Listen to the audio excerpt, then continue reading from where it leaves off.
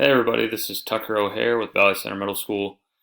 I just wanted to put together this PSA on parental rights for parents, specifically with children who are in the special education program, just so that they could understand a little bit better, what their rights are. I think sometimes it can get a little bit confusing because of the, school terminology and legal terminology. So I just wanted to try to clear some things up and make sure that everybody understands what their rights are.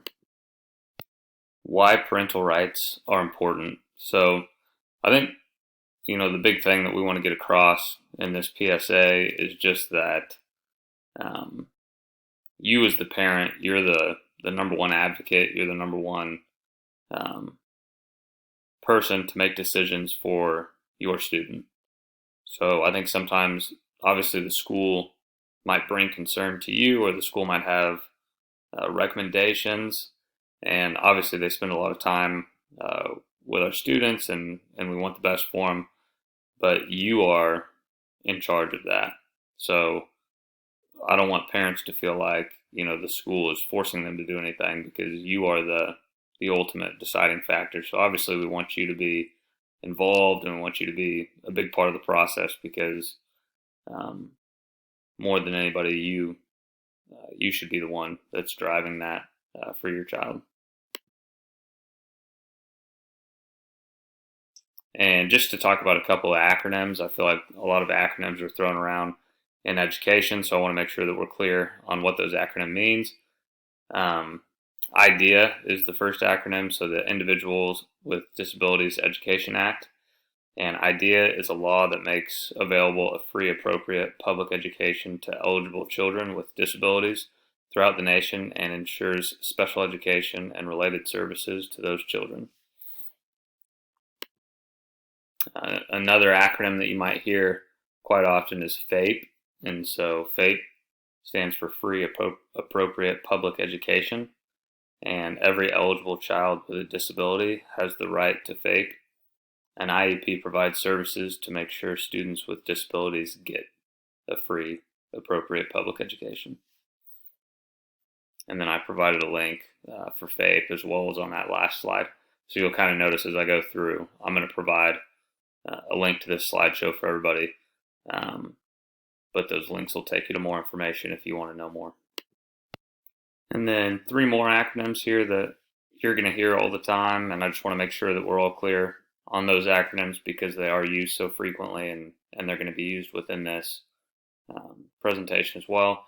But MTSS stands for Multi-Tiered System of Supports, and that basically just is the framework that we use for all students when trying to support those students. And then IEP stands for Individualized Education System, and IEP is going to be specific to students that are in the special education department. And then LRE stands for Least Restrictive Environment, and that's going to apply to all students. We want to always provide the least restrictive environment possible for students. And then who is considered a parent? So this is on parental rights. So anybody that this applies to would be a natural biological parent, an adoptive parent, a person acting as a parent, a legal guardian, an officially appointed education advocate, or a foster parent. And then KSDE Model Parent Rights Notice.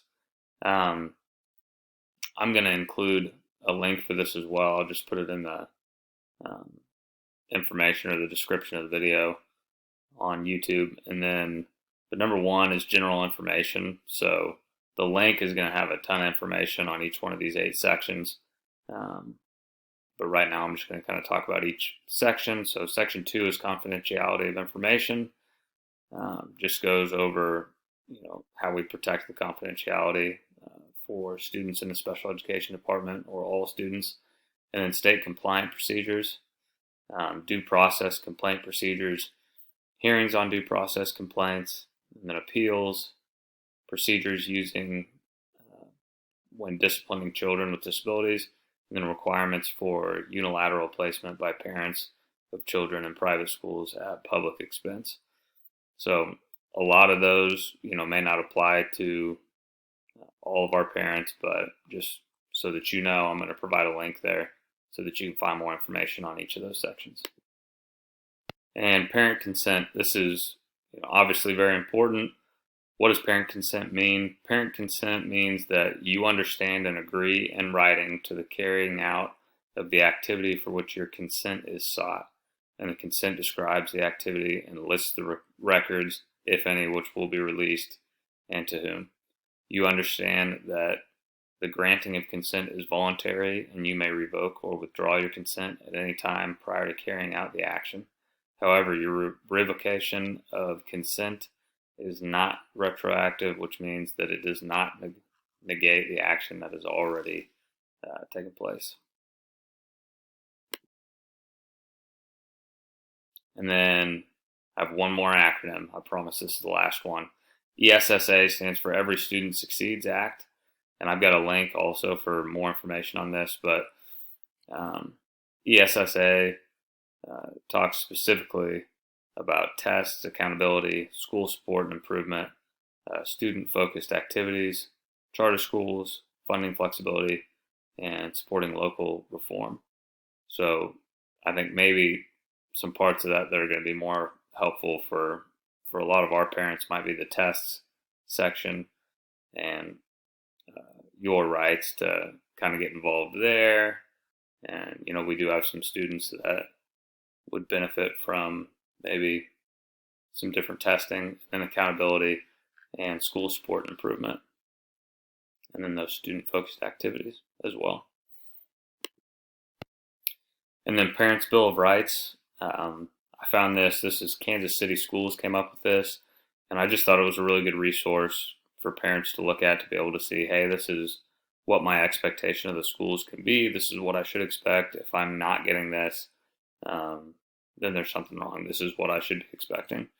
And I've got a link at the top of this slide again. It's going to take you to the actual document, which is a full page. This is just kind of a summary of the document. So number one would be to receive timely, clear communication from official school channels in regards to all policies, disciplinary actions, grades, etc. Two would be provided with information that explains curriculum, teaching methods, testing, etc. Three, be actively engaged in ways that are meaningful to my family and to be viewed as an asset and a partner in my child's learning process. Four, have my child learn in an environment free from physical, emotional, or psychological harm. Five, be seen as my child's first educator and to raise my child with the culture, traditions, and values that are important to my family.